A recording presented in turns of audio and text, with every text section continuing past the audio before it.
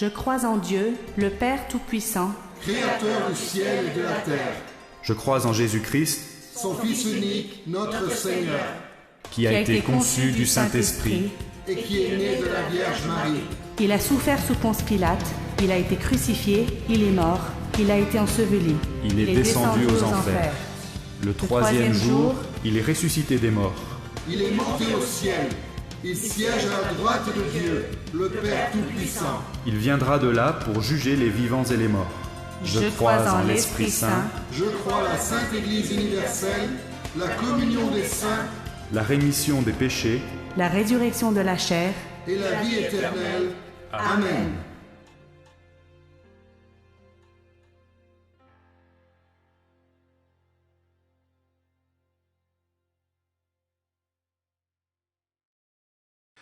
Dans beaucoup de religions, on rend un culte à un être qui est appelé Dieu. Ce qui soulève une question très intéressante. Toutes ces religions rendent-elles un culte à une même entité, mais simplement sous des noms différents? Ou bien est-ce que ce sont au contraire des dieux différents? Eh bien, d'après la Bible, même si beaucoup de religions différentes emploient le même mot, à savoir Dieu, elles ne lui attachent pas toutes le même sens, loin de là. L'Écriture insiste sur le fait qu'il n'y a qu'un seul Dieu. C'est le Dieu auquel les chrétiens rendent un culte.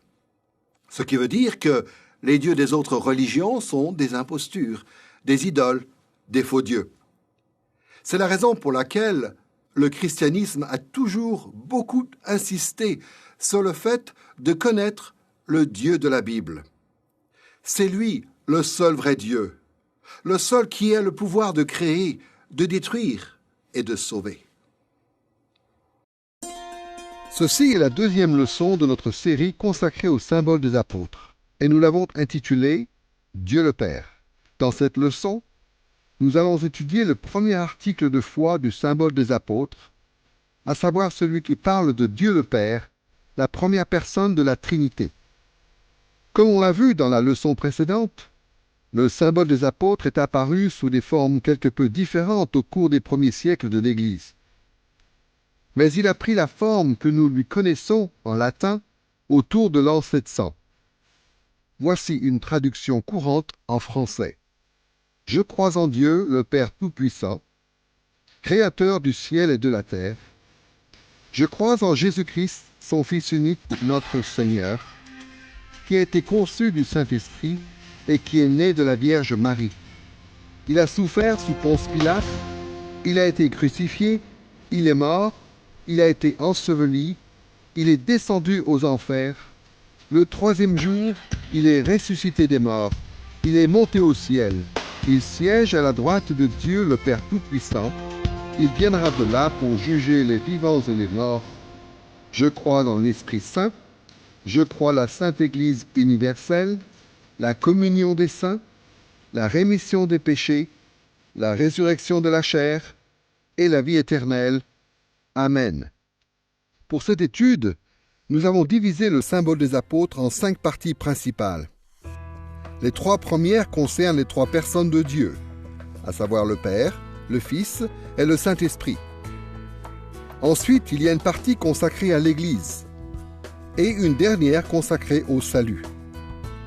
Dans cette leçon-ci, nous allons étudier la première de ces 5 parties qui se résume à un seul article de foi. Je crois en Dieu, le Père Tout-Puissant, Créateur du ciel et de la terre. Il y a un certain nombre de sujets qui apparaissent dans cet article de foi. Mais nous allons, dans cette leçon, nous concentrer sur 3 thèmes qui ont tous les 3 été essentiels en matière de théologie chrétienne. Le concept de Dieu, la personne du Père Tout-Puissant et son rôle en tant que créateur du monde. Étant donné ces 3 thèmes, notre leçon sur Dieu le Père sera divisée en 3 parties. D'abord, nous parlerons du concept général de Dieu, en tenant compte de ce que la Bible enseigne concernant son existence et sa nature. Ensuite, nous étudierons l'expression « Père Tout-Puissant » et nous relèverons certaines qualités qui sont propres à la première personne de la Trinité. Et troisièmement, nous examinerons le rôle du Père en tant que créateur de tout ce qui existe. Commençons donc par le concept de Dieu tel que la Bible nous le présente.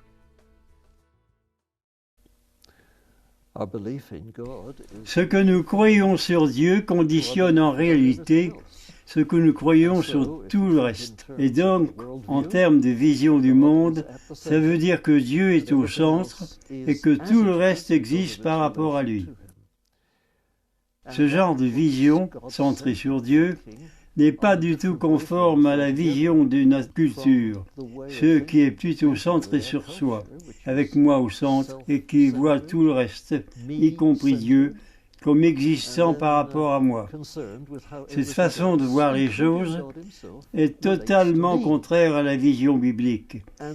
Et j'ose même dire totalement contraire à la vision de Dieu, telle qu'elle nous est révélée dans l'Écriture.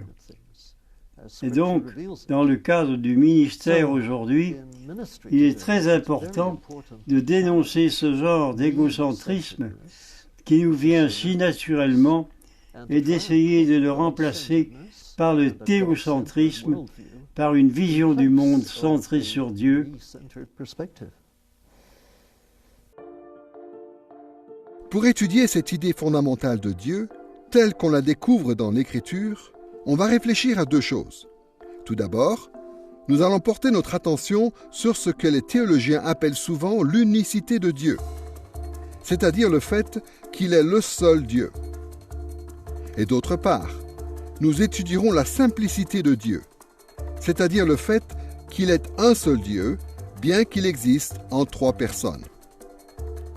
Commençons donc par l'unicité de Dieu, la doctrine selon laquelle le Dieu de la Bible est le seul et unique vrai Dieu.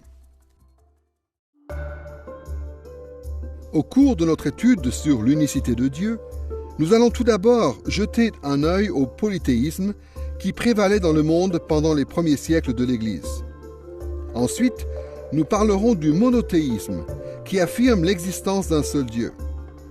Et troisièmement, nous parlerons du christianisme et de sa conception de Dieu. Pour commencer, voyons le sujet du polythéisme. Le polythéisme consiste à croire qu'il existe plusieurs dieux, plusieurs êtres surnaturels et puissants qui contrôlent l'univers. Certains de ces dieux sont considérés comme étant éternels, non créés, tandis que d'autres sont considérés comme étant nés ou même comme ayant été créés d'une façon ou d'une autre. Dans un système polythéiste, les dieux sont généralement distincts les uns des autres, et donc ils sont uniques dans un certain sens, tout comme les êtres humains, à titre individuel, sont tous uniques. Mais dans le cadre du polythéisme, aucun dieu ne peut prétendre être la seule entité surnaturelle à exercer son pouvoir sur l'univers. Il existe un certain genre de polythéisme que l'on appelle énothéisme, où l'on voue un culte principalement à un dieu, sans nier l'existence d'autres dieux. Par exemple, certaines personnes dans l'Empire romain adoraient Zeus en tant qu'être suprême, tout en reconnaissant qu'il y avait d'autres dieux. Dans le contexte de l'Église primitive, la plupart des non-chrétiens étaient polythéistes. Beaucoup d'entre eux croyaient aux faux dieux des Grecs et des Romains, tandis que certains vouaient un dieu aux idoles du Proche-Orient ancien. Il y avait aussi les polythéistes qui croyaient à des puissances cosmiques, et d'autres qui adoraient certaines parties ou certains aspects de la création. L'athéisme, c'est-à-dire l'idée qu'il n'existait aucun dieu, était rare. Une des raisons pour lesquelles la croyance en plusieurs dieux était si répandue, c'était que le polythéisme était souvent une obligation légale. Dans l'Empire romain, par exemple, les autorités exigeaient qu'on adore les dieux romains. On avait instauré cette obligation afin de gagner la faveur des dieux et d'obtenir leur protection de l'Empire. Mais la croyance en plusieurs dieux s'explique à un niveau plus basique par la condition déchue des êtres humains. La Bible dit que les hommes sont très enclins à s'écarter du vrai Dieu pour se rallier à des faux dieux. Ceci s'explique par la doctrine biblique du péché.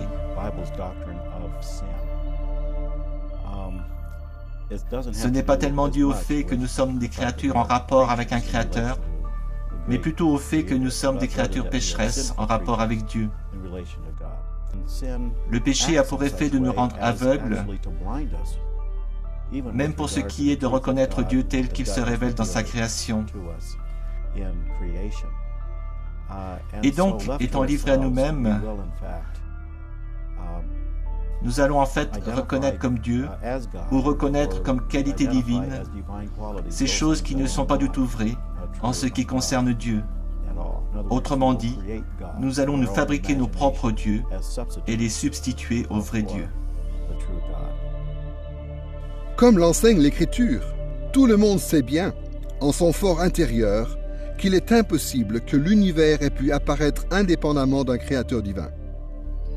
Mais à cause du péché, les hommes ne reconnaissent pas naturellement le vrai Dieu et ne lui attribuent pas le mérite de ces choses. Au contraire, nous attribuons son œuvre à d'autres sources. Voyez la façon dont l'apôtre Paul en parle dans Romains chapitre 1, versets 20 à 23.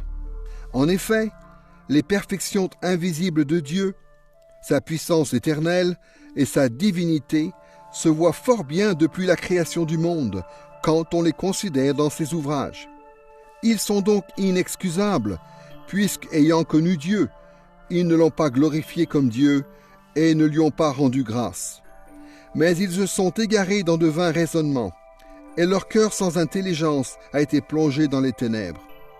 Ils ont remplacé la gloire du Dieu incorruptible par des images représentant l'homme corruptible, des oiseaux, des quadrupèdes et des reptiles. D'après Paul, l'existence du Dieu de l'Écriture est une évidence pour tout le monde. C'est une chose clairement visible et compréhensible. Paul va jusqu'à dire que les hommes ont connu Dieu grâce à la façon dont il se révèle dans la création. Mais nous sommes tellement pécheurs que nous avons refusé de le glorifier et de lui rendre grâce. Au lieu de cela, nous avons échangé sa gloire contre des faux dieux que nous avons inventés et auxquels nous avons rendu un culte plutôt qu'à lui. La Bible dit que tout homme, toute femme, tout enfant a la connaissance de Dieu tout au fond de son cœur, de son esprit et de sa conscience. Mais d'après Romains, chapitre 1, depuis qu'Adam et Ève ont péché, nous nous sommes détournés du vrai Dieu et nous avons adoré des idoles ou bien d'autres choses que Dieu a créées. Et donc, le cœur humain est comme une usine à idoles, la source ou la racine de toutes sortes d'idoles. Maintenant que nous avons tracé les contours du polythéisme, nous pouvons nous intéresser au monothéisme, c'est-à-dire la croyance en un seul Dieu. À strictement parler, le monothéisme désigne toute religion qui n'affirme l'existence que d'un seul Dieu. De nos jours, par exemple, le judaïsme, le christianisme et l'islam sont toutes des religions monothéistes car elles insistent toutes sur le fait qu'il n'existe qu'un seul être divin. Il y a beaucoup de passages dans l'Écriture qui affirment l'unicité de Dieu, en disant explicitement qu'il n'y a qu'un seul Dieu. Voici quelques exemples. Dans 1 Roi, chapitre 8, verset 60, c'est le roi Salomon qui dit « C'est l'Éternel qui est Dieu, il n'y en a point d'autre. » Au psaume 86, verset 10, le roi David chante au Seigneur « Toi seul, tu es Dieu. » Dans 2 Rois, chapitre 19, verset 19, Ézéchias prie « Toi seul, Éternel, tu es Dieu. » Dans Romains, chapitre 3, verset 30, Paul insiste « Il y a un seul Dieu. » Et dans Jacques, chapitre 2, verset 19, l'apôtre Jacques ajoute « Tu crois qu'il y a un seul Dieu? Tu fais bien. » Il n'y a qu'un seul être divin. C'était vrai à l'époque de l'Ancien Testament, c'était vrai à l'époque du Nouveau Testament, c'était vrai à l'époque de l'Église primitive et c'est toujours vrai aujourd'hui. Maintenant, il faut préciser que toutes les religions monothéistes n'adorent pas le même Dieu. Comme nous l'avons dit, le judaïsme, le christianisme et l'islam sont des religions qui ne reconnaissent qu'un seul Dieu. Et non seulement cela, mais ces religions reconnaissent ce Dieu comme étant, au moins de nom, le Dieu d'Abraham. Mais les concepts qui sont attachés à ce nom, Dieu d'Abraham, sont très différents. Ces trois religions ne s'accordent pas sur le caractère de ce Dieu, ni sur ses actes divins, ni même sur sa nature. Prenons le judaïsme. Le judaïsme base sa foi sur l'Ancien Testament, ce que les chrétiens font aussi. Mais les Juifs rejettent le Dieu trinitaire que la Bible nous présente. En fait, ils rejettent chacune des trois personnes de la Trinité. Ils rejettent Jésus en tant que Seigneur et Dieu incarné. Ils rejettent l'idée que le Saint-Esprit puisse être une personne divine. Et en rejetant Jésus et le Saint-Esprit, ils rejettent le Père qui les a envoyés. C'est ce que Jésus a dit dans Luc chapitre 10, verset 16. « Celui qui me rejette, rejette celui qui m'a envoyé. » Le judaïsme rejette Jésus et le Saint-Esprit et rejette par conséquent le Père. Le judaïsme est convaincu d'adorer Dieu tel qu'il se révèle dans l'Ancien Testament. Les Juifs se réfèrent au même Ancien Testament que les chrétiens et ils disent « Voilà le Dieu auquel nous rendons un culte ». Donc en surface, il apparaît que nous adorons le même Dieu. Mais en réalité, leur Dieu n'est pas le même que le nôtre, car ils ont rejeté la révélation plus complète de Dieu que nous avons en Jésus. Et quand on regarde l'islam, c'est encore plus clair. Les musulmans ont un concept de Dieu qui contredit nettement la Bible. حقيقة هذا موضوع مهم. ماذا يعتقد الإيمان الإسلامي؟ La question qu'il faut se poser, c'est que dit la foi musulmane par rapport au concept d'un Dieu unique? Il est sûr que l'islam reconnaît un genre d'unicité en Dieu, mais le christianisme attribue au Seigneur d'autres attributs et d'autres caractéristiques que l'islam ne lui attribue pas. Nous avons les doctrines de la rédemption et de l'incarnation, et ce sont là des doctrines importantes qui soulignent le caractère de notre Seigneur d'une façon claire et essentielle pour la vie des gens. La rédemption et l'incarnation sont des choses qui sont absentes de la compréhension qu'ont les musulmans de l'unicité de Dieu.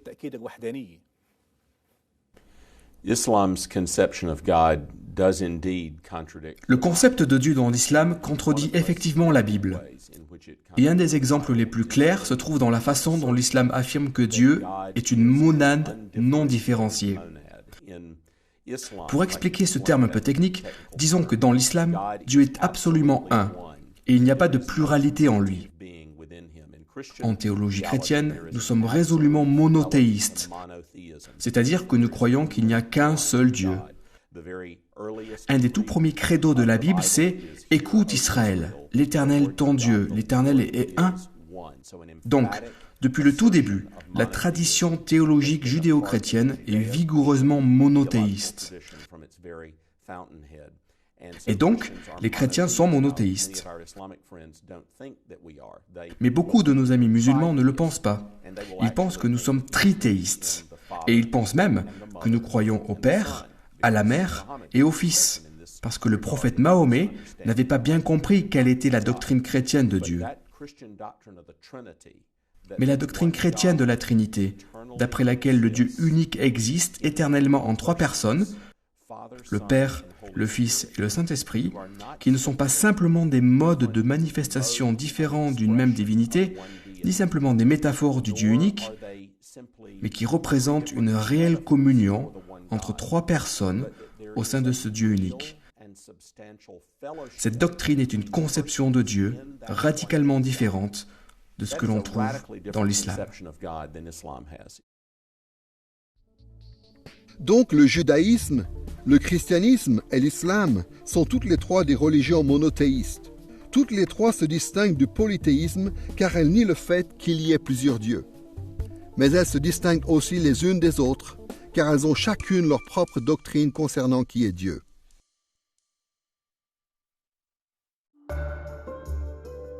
Nous avons évoqué le polythéisme et ensuite le monothéisme, et maintenant nous allons voir quel est le concept de Dieu qui est mis en avant par le christianisme et qui est présent dans le symbole des apôtres.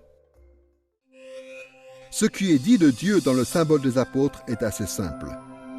Je crois en Dieu, le Père Tout-Puissant, créateur du ciel et de la terre. Vous remarquerez que le symbole ne dit pas explicitement qu'il n'y a qu'un seul Dieu. Si nous ne connaissions pas l'origine de ce symbole, il serait possible de penser que ces paroles décrivent la foi au Dieu du judaïsme ou au Dieu de l'islam, ou même la foi en un Dieu parmi d'autres. Comment pouvons-nous donc savoir que le symbole parle ici du Dieu trinitaire du christianisme, par opposition au monothéisme non chrétien ou au polythéisme? D'une part, le symbole rejette le monothéisme non chrétien à travers les autres choses qu'il affirme clairement au sujet de Dieu. Comme on l'a vu dans la leçon précédente, le symbole s'organise autour d'une formule trinitarienne. Le texte exprime l'idée que Dieu le Père, Jésus-Christ, son Fils unique, et le Saint-Esprit sont trois personnes différentes en Dieu, partageant la même essence divine qui est unique. Encore une fois, souvenez-vous que le symbole a été conçu comme un résumé de croyance, et non comme une déclaration de foi complète. Et quand ce texte était utilisé dans le cadre de la liturgie de l'Église, tout le monde savait qu'en mentionnant les trois personnes de Dieu de cette façon, cela sous-entendait la doctrine de la Trinité. D'autre part, le symbole rejette le polythéisme en employant le terme générique Dieu au singulier en tant que nom divin. Le mot Dieu peut signifier beaucoup de choses. Beaucoup de religions appellent leur divinité des dieux. Et la Bible elle-même emploie parfois le mot Dieu pour désigner des démons ou des idoles, voire même des hommes en position d'autorité. Mais ces dieux prétendus avaient aussi, généralement, des noms qui leur étaient propres. Par exemple, dans la religion de la Rome antique, le dieu de la guerre s'appelait Mars, le dieu de la mer, Neptune, et le chef des dieux, Jupiter. De la même façon, le Dieu de l'Écriture porte des noms. La plupart de ces noms ont un rôle descriptif, comme El Shaddai, que l'on traduit généralement par Dieu Tout-Puissant, c'est-à-dire le Dieu qui a tout pouvoir. Ou bien El Elyon, que l'on traduit par Dieu Très-Haut, c'est-à-dire le Dieu qui règne sur toutes choses. Ou encore Adonai, que l'on traduit par Seigneur, c'est-à-dire le maître ou le chef. Mais le nom que l'on aurait le plus tendance à considérer comme étant le nom approprié pour Dieu, c'est Yahvé. Dans certaines traductions, il apparaît sous la forme Jéhovah. Mais dans les traductions modernes, on le traduit habituellement par l'Éternel. Dieu s'est révélé sous le nom de Yahvé très tôt dans l'histoire des hommes. Par exemple, on désignait Dieu sous ce nom au moins depuis l'époque de Seth, le fils d'Adam, comme on le voit dans la Genèse, chapitre 4, verset 26. Noé utilise ce nom pour Dieu dans Genèse, chapitre 9, verset 26. Et Abraham le fait aussi dans Genèse, chapitre 2, verset 8. Yahvé, c'est aussi le nom sous lequel Dieu se présente à Moïse dans l'Exode, chapitre 3, versets 13 et 14, où nous lisons ceci. Moïse dit à Dieu, « J'irai donc vers les Israélites et je leur dirai, « Le Dieu de vos pères m'a envoyé vers vous. » Mais s'ils me demandent quel est son nom, que leur répondrai-je? Dieu dit à Moïse, « Je suis celui qui suis. » Et il ajouta, « C'est ainsi que tu répondras aux Israélites, « Celui qui s'appelle Je suis m'a envoyé vers vous. » Le nom Yahvé se rapporte au mot hébreu « Hey-Hey » qui est traduit ici par « Je suis ». C'est le nom le plus intime que Dieu ait révélé à son peuple, et le nom qui, plus que tout autre, distingue le Dieu de la Bible de tous les faux dieux. En fait, de tous les noms qui sont employés dans l'Écriture pour désigner le Seigneur, celui de Dieu est le plus générique. Dans notre Ancien Testament moderne, le mot Dieu est normalement utilisé pour traduire les mots hébreux El ou Elohim. Et dans le Nouveau Testament, c'est généralement pour traduire le mot grec Théos. Mais à l'époque de la Bible, il y avait d'autres religions qui utilisaient ces mêmes mots pour désigner leur propre Dieu. Pourquoi donc le symbole des apôtres a-t-il choisi ce nom générique de Dieu plutôt qu'un nom plus précis comme Yahvé? Parce qu'en utilisant ce terme tout simple de Dieu pour désigner le Seigneur, le symbole des apôtres était en train d'affirmer que le Dieu du christianisme était le seul digne d'être appelé Dieu. Comme on le voit dans 1 Roi chapitre 8, verset 60, c'est l'Éternel, ou en hébreu Yahvé, qui est Dieu. Il n'y en a point d'autre. Oui, les autres religions croient qu'elles rendent un culte à de vrais dieux. Mais en réalité, ce qu'elles adorent, ce sont des êtres imaginaires, ou même des démons, c'est-à-dire des êtres inférieurs qui ont été créés et qui sont subordonnés au Dieu du christianisme. C'est quelque chose que l'apôtre Paul a dit clairement quand il a écrit dans 1 Corinthiens chapitre 10, verset 20, « Mais ce qu'on sacrifie chez les païens, on le sacrifie à des démons et non à Dieu. » Les païens ne pensaient pas offrir des sacrifices à des démons. Ils pensaient les offrir à des dieux quelconques, mais ils se trompaient. Il y a beaucoup de religions dans le monde aujourd'hui à part le christianisme. Il y a l'hindouisme, le shintoïsme, le paganisme, la Wicca, l'islam, le judaïsme, les religions tribales, etc. Mais leurs dieux sont des faux dieux. Certaines de ces religions rendent un culte à des démons, d'autres à la création, et d'autres au produit de leur imagination. Mais la Bible insiste sur le fait que seul le Dieu des chrétiens est véritablement divin. Seul le Dieu des chrétiens va un jour juger le monde, et seul le Dieu des chrétiens a le pouvoir de nous sauver. À travers ce premier article de foi, le symbole des apôtres invite tous les nouveaux chrétiens à renoncer aux faux dieux auxquels ils rendaient un culte auparavant et à reconnaître le Dieu de l'Écriture comme étant le Dieu unique et véritable. Et cet appel reflète un enseignement qui est absolument essentiel dans l'Écriture. La Bible exige de tout homme, à toute époque, qu'il reconnaisse que le Dieu de l'Ancien Testament et du Nouveau est le seul vrai Dieu. Et non seulement qu'il le reconnaisse, mais qu'il lui rende un culte à lui seul. Nous avons vu l'unicité de Dieu. Maintenant, nous allons réfléchir à la simplicité de Dieu, c'est-à-dire au caractère uni de sa nature ou de son essence. Vous vous souvenez que quand on a défini la doctrine de la Trinité dans une leçon précédente, on a dit ceci, Dieu est trois personnes, mais une seule essence. On a aussi dit que le mot « personne » désignait une personnalité distincte et consciente à part entière, et que le mot « essence » désignait la nature fondamentale de Dieu ou sa substance. Eh bien, quand on parle de la simplicité de Dieu, c'est de son essence dont on parle, de sa nature fondamentale, de la substance qui constitue son être. Il faut savoir que pour les théologiens, le terme « simple » ou « simplicité » sont des termes techniques. Nous ne sommes pas en train de dire que Dieu est simple dans le sens où il serait simple à comprendre. Ce que nous voulons dire, c'est plutôt que son essence n'est pas composée de plusieurs substances, mais qu'elle est un tout unifié qui ne consiste qu'en une seule substance. On peut illustrer ce concept de simplicité en comparant de l'eau pure avec de la boue.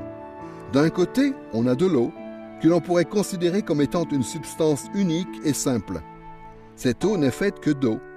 Mais si on y ajoute de la terre, l'eau devient de la boue. La boue, c'est une substance complexe car elle est constituée de deux parties distinctes, à savoir l'eau et la terre. L'essence de Dieu ressemble à l'eau pure.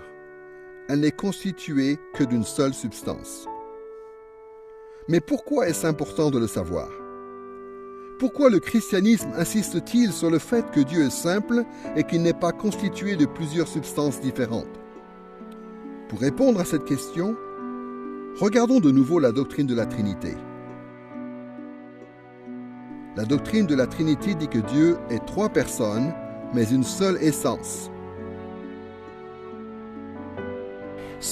Dans la doctrine de la Trinité, il y a une distinction essentielle à faire. C'est la distinction entre la personne et l'essence. Dieu est un en ce qui concerne son essence, mais il est trois personnes. On pourrait dire qu'avec Dieu, il y a un quoi et trois qui. La Bible est tout aussi claire sur ces deux réalités. Dieu est trois personnes, à savoir le Père, le Fils et le Saint-Esprit, et il n'y a qu'un seul Dieu. Et c'est très tôt dans l'histoire de l'Église que les théologiens ont estimé qu'une façon pratique et utile de parler du fait qu'il n'y a qu'un seul Dieu consistait à parler de son essence ou de sa substance. Donc, en disant que Dieu était d'une essence simple et unifiée, ils rejetaient l'idée selon laquelle le Père, le Fils et le Saint-Esprit étaient trois dieux distincts qui, d'une façon ou d'une autre, s'étaient réunis pour former la Trinité. Au lieu de cela, ils affirmaient que ces trois personnes avaient toujours existé ensemble en tant que Dieu unique. De cette façon, l'Église a pu montrer clairement que les chrétiens ne croyaient pas en trois dieux, contrairement aux accusations que portent contre nous un certain nombre d'autres religions. Non, nous croyons en un seul Dieu, un seul être divin qui existe en trois personnes. Souvent, quand on parle aux musulmans, ils disent que la doctrine chrétienne de la Trinité équivaut à croire en trois dieux, c'est-à-dire à du trithéisme. Mais personne dans l'histoire de l'Église n'a jamais prétendu cela, car tout en disant que le Père est Dieu, que le Fils est Dieu et que le Saint-Esprit est Dieu, toute la Bible, depuis la Genèse à l'Apocalypse, affirme également que Dieu est un. Il y a un seul Dieu vivant et vrai.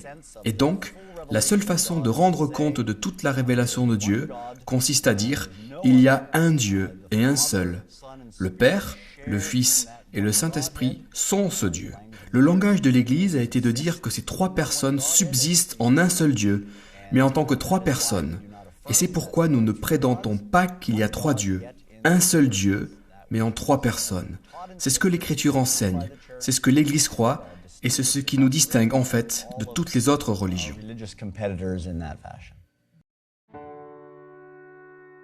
Cette idée est présentée de façon explicite dans un autre symbole ancien, à savoir dans le symbole de Nicée-Constantinople, qui dit ceci.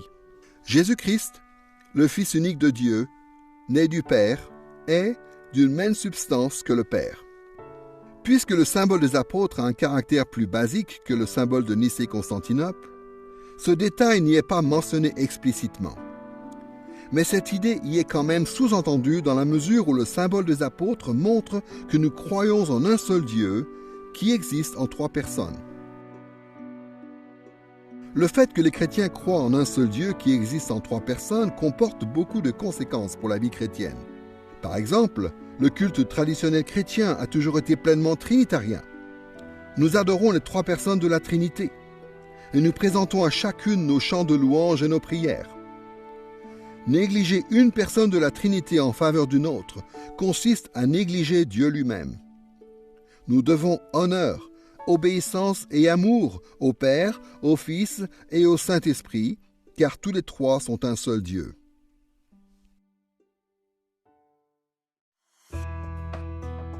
Nous avons parlé de ce qui était propre au christianisme dans le concept que nous avons de Dieu, et nous avons parlé de la nature de son être. Maintenant, nous allons pouvoir étudier l'expression « Père Tout-Puissant » en voyant ce que la Bible nous enseigne de particulier concernant Dieu le Père, la première personne de la Trinité. Cette partie consacrée au Père Tout-Puissant sera divisée en 4. D'abord, nous observerons la façon dont le nom Père est utilisé pour Dieu dans l'Écriture. Deuxièmement, nous considérerons la personne de Dieu le Père dans le contexte de la Trinité. Troisièmement, nous étudierons ce que cela veut dire que Dieu est Père et quel est son rôle en tant que Père. Et quatrièmement, nous parlerons de sa puissance. Voyons d'abord de quelle façon le nom Père est employé pour Dieu dans l'Écriture. La Bible emploie le terme de Père au moins dans 3 sens différents. D'abord, c'est un terme qui s'applique à Dieu en tant que créateur de toutes choses. On trouve un exemple de cet usage dans le Nouveau Testament, dans 1 Corinthiens, chapitre 8, verset 6, où Paul dit que le Père est celui de qui viennent toutes choses. Alors, il est important de reconnaître qu'à chaque fois que la Bible se réfère à Dieu comme étant le Père, cela n'est pas forcément une référence à la première personne de la Trinité. Un deuxième usage du terme « Père » exprime la relation que les croyants ont à Dieu en vertu de leur adoption en tant qu'enfants de Dieu. Comme Paul dit dans Romains chapitre 8 verset 15 que nous avons reçu un esprit d'adoption par lequel nous appelons Dieu Abba Père, il emploie ce terme de Père dans ce sens-là. Et enfin, le terme Père est employé pour parler de la relation unique qui existe entre Jésus-Christ et son Père. On pourrait résumer ces trois usages en disant que le premier désigne Dieu en tant que créateur, le deuxième désigne Dieu en tant que rédempteur, et le troisième évoque spécifiquement la personne du Père par rapport au Fils. Malheureusement, il y a des chrétiens qui croient, à tort, que chaque fois que la Bible emploie le terme de Père, cela se réfère à la première personne de la Trinité. Mais la doctrine de la Trinité n'est pas clairement révélée avant le Nouveau Testament. On y trouve des indices, ici et là, dans l'Ancien Testament, qui pourraient suggérer une certaine notion de pluralité au sein de Dieu. Mais l'Ancien Testament insiste avant tout sur l'unicité de Dieu. Donc, quand Dieu est appelé Père dans l'Ancien Testament, ce mot désigne la Trinité tout entière, pas juste une personne. Alors bien sûr, dans un certain sens, l'emploi du terme Père met l'accent sur la personne du Père. Mais il est important de se souvenir qu'avant le Nouveau Testament, où les trois personnes de Dieu sont clairement révélées, tous les termes qui désignent Dieu, y compris celui de Père, désignent d'une manière ou d'une autre toute la Trinité. Le terme Père se réfère ainsi à toute la Trinité dans des passages comme Deutéronome, chapitre 32, verset 6, ou Ésaïe, chapitre 63, verset 16, ou encore chapitre 64, verset 7. Pour illustrer ce point, prenons simplement un exemple de cet usage dans l'Ancien Testament. Dans Malachie, chapitre 2, verset 10, le prophète pose la question suivante. « N'avons-nous pas tous un seul Père ? N'est-ce pas un seul Dieu qui nous a créés ? Ici, c'est la Trinité tout entière, Père, Fils et Saint-Esprit, qui est désignée par le terme de Père. Car c'est toute la Trinité qui a pris part à la création de l'humanité. Le Nouveau Testament nous explique clairement que le Père, le Fils et le Saint-Esprit y ont chacun eu un rôle quelque peu différent. Mais ce passage de l'Ancien Testament ne fait pas ce genre de distinction entre les personnes de Dieu. Au contraire, ce texte applique le nom de Père aux trois personnes ensemble du fait de leur rôle dans la création du monde. Pour compliquer les choses, lorsque les auteurs du Nouveau Testament se sont appuyés sur des passages de l'Ancien Testament, ils ont parfois aussi utilisé le nom de Père pour désigner de façon générale la Trinité tout entière. Par exemple, il est vraisemblable que ce soit la Trinité qui est appelée Père dans Matthieu chapitre 5 verset 45 et chapitre 6 verset 6 à 18, et aussi dans Actes chapitre 17 versets 24 à 29. Dans ces passages, la Trinité est tout entière appelée Père pour plusieurs raisons. Parfois, c'est parce que la Trinité tout entière a pris part à la création du monde. Parfois, c'est parce que les personnes de Dieu représentent toutes les trois la norme éthique à laquelle nous sommes appelés à nous conformer. Prenons encore un seul exemple pour illustrer ce point. Dans Jacques, chapitre 1, verset 17, voici ce que nous lisons. « Tout don excellent et tout cadeau parfait viennent d'en haut, du Père des Lumières. » Avant d'arriver à ce verset, Jacques a montré que le caractère de Dieu était pur d'un point de vue moral. Donc, ce qu'il veut dire ici, c'est que tout ce qui vient de Dieu est bon, et que tout ce qui est bon vient de Dieu. Et puisque de bonnes choses viennent des trois personnes de notre Dieu trinitaire, les théologiens chrétiens ont souvent considéré que ce verset faisait référence à la Trinité tout entière. Bien sûr, comme on l'a dit pour l'Ancien Testament, on peut raisonnablement voir dans ce langage une allusion particulière au Père. Mais il est important de dire aussi que des dons excellents et des cadeaux parfaits viennent aussi du Fils et du Saint-Esprit. Quoi qu'il en soit, il est clair que l'Écriture utilise aussi le terme de Père dans un autre sens, à savoir pour désigner une personne de la Trinité qui est distincte du Fils et du Saint-Esprit. On le voit dans Jean chapitre 1, versets 14 à 18, dans Jean chapitre 5, versets 17 à 26, dans Galates, chapitre 4, verset 6, dans 2 Pierre, chapitre 1, verset 17. Prenons seulement 2 exemples pour illustrer ce point. Dans 2 Jean, verset 9, l'apôtre fait une distinction entre le Père et le Fils lorsqu'il écrit ceci. « Quiconque ne demeure pas dans la doctrine du Christ n'a pas Dieu. Celui qui demeure dans la doctrine a le Père et le Fils. » Et dans Jean chapitre 14, versets 16 et 17, Jésus fait une distinction entre le Père et l'Esprit quand il fait cette promesse aux apôtres. « Moi, je prierai le Père, et il vous donnera un autre consolateur qui soit éternellement avec vous, l'Esprit de vérité.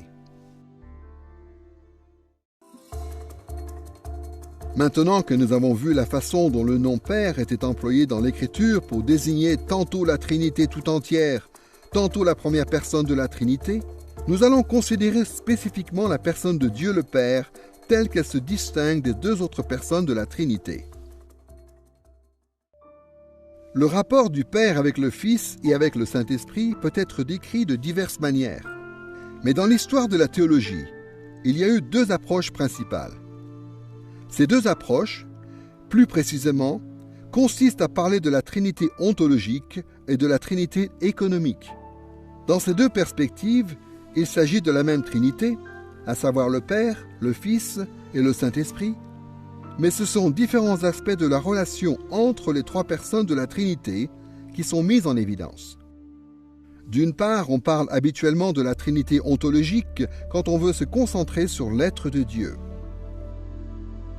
Donc, quand on parle de la Trinité ontologique, on parle de la Trinité au niveau de son être ou de son essence. On parle de la façon dont les trois personnes de la Trinité sont conjointes et partagent une seule et même essence.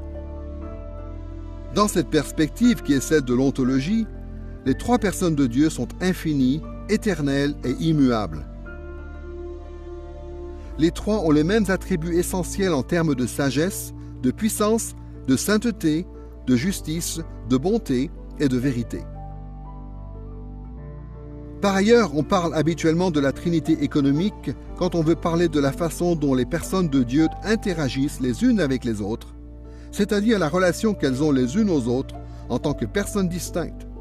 Le terme économique, étymologiquement parlant, se réfère à l'administration d'un foyer.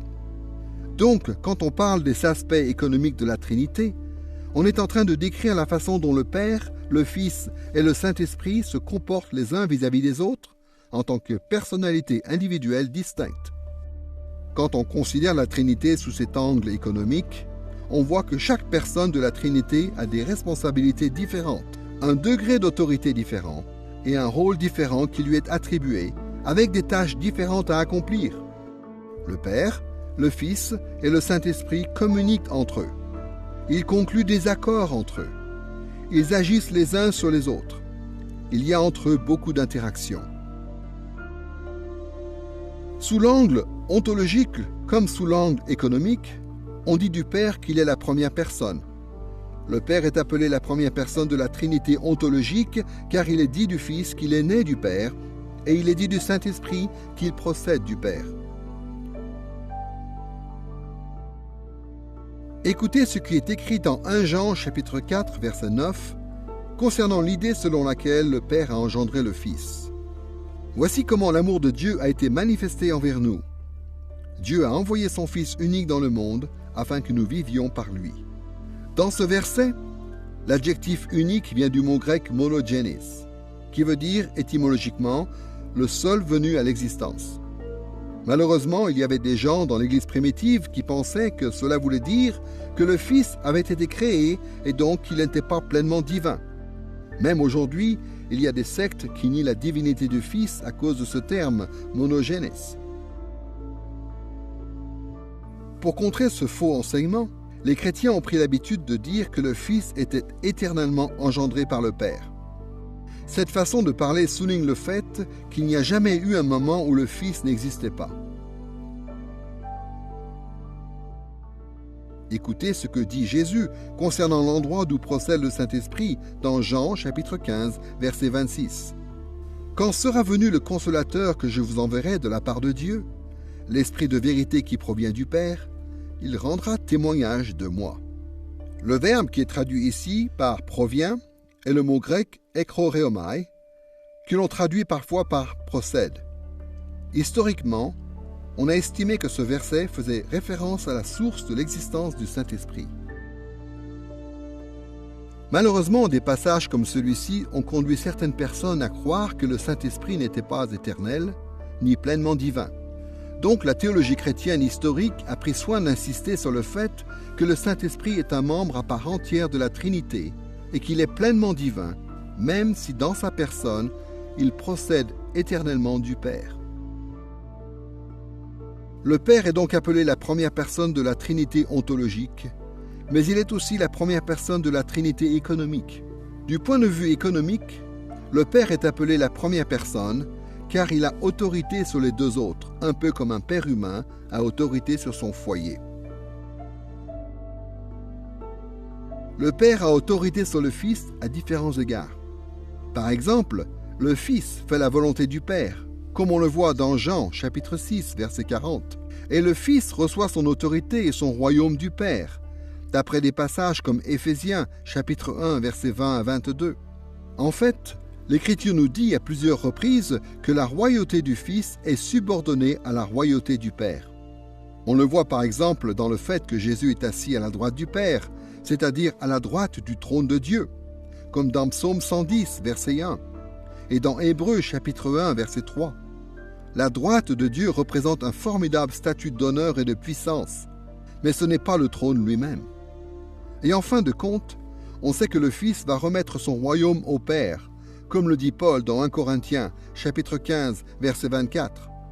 Bref, dans la Trinité économique, le Père a autorité sur le Fils.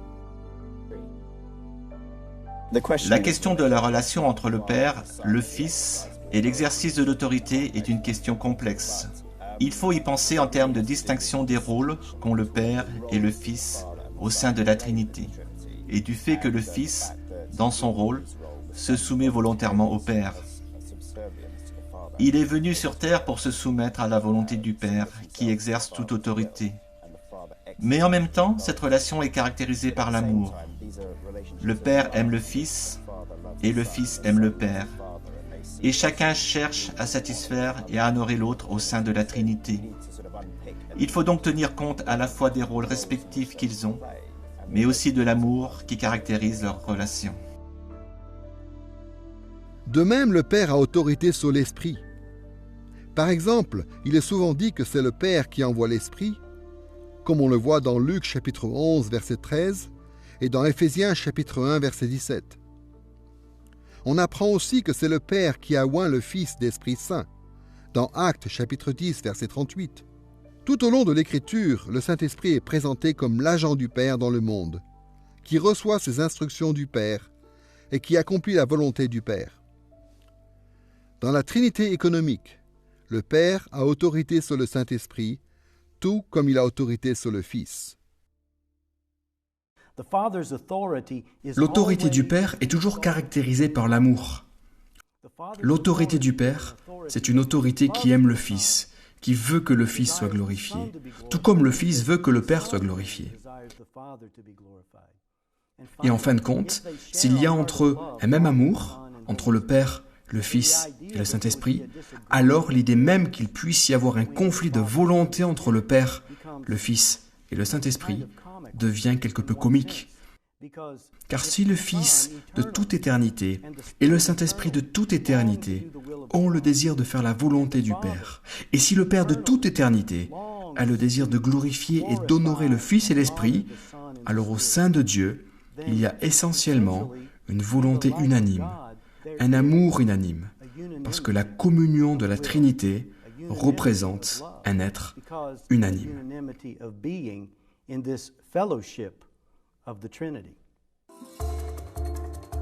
Maintenant qu'on a vu la façon dont le Père était employé dans l'Écriture, et qu'on a étudié la personne de Dieu le Père en rapport avec la Trinité, on va pouvoir se pencher sur ce que cela veut dire que Dieu est Père par rapport à la création et aux hommes.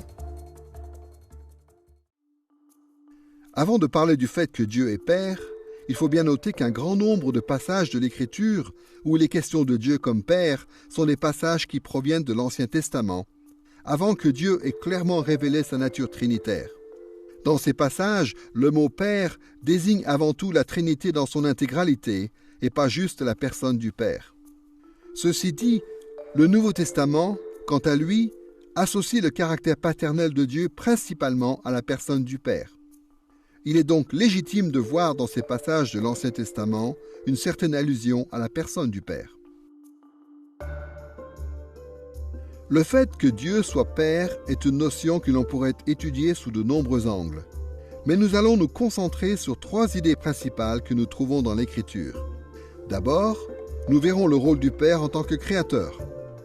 Ensuite, nous verrons qu'il est Père en raison de son statut de roi vis-à-vis de sa création et de son peuple.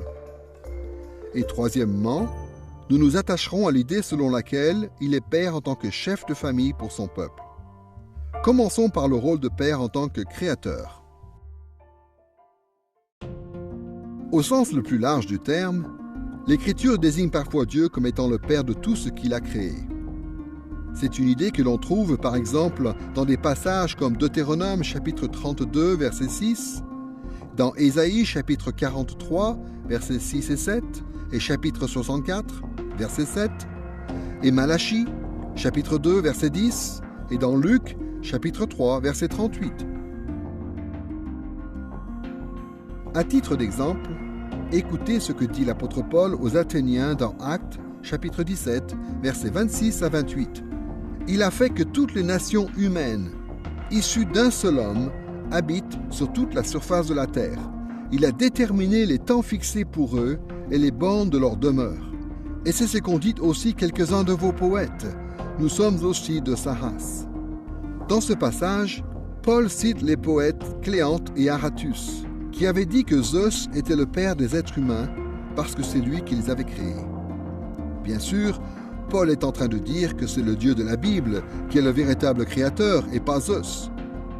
Mais en même temps, Paul est en train de reconnaître que quand on crée quelque chose, on en est le père. La Bible a été écrite dans un langage humain. La relation que nous avons en tant qu'homme avec Dieu, en tant que créateur, est parfois décrite comme étant la relation d'enfants avec leur père. Dans ce contexte, l'idée que Dieu est père nous parle de notre origine et de l'autorité de Dieu. De la même façon que les hommes qui sont pères sont patients avec leurs enfants, le fait que Dieu soit père, dans un sens général, l'incline à faire preuve d'une grande patience envers notre monde déchu et envers l'humanité tout entière. Cela ne veut pas dire qu'il va retenir pour toujours le jugement qu'il réserve à sa création.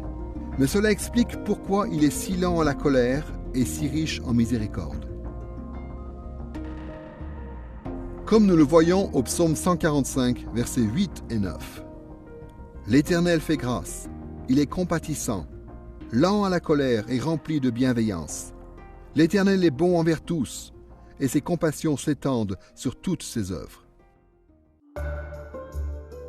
Nous avons vu le rôle de Dieu en tant que créateur.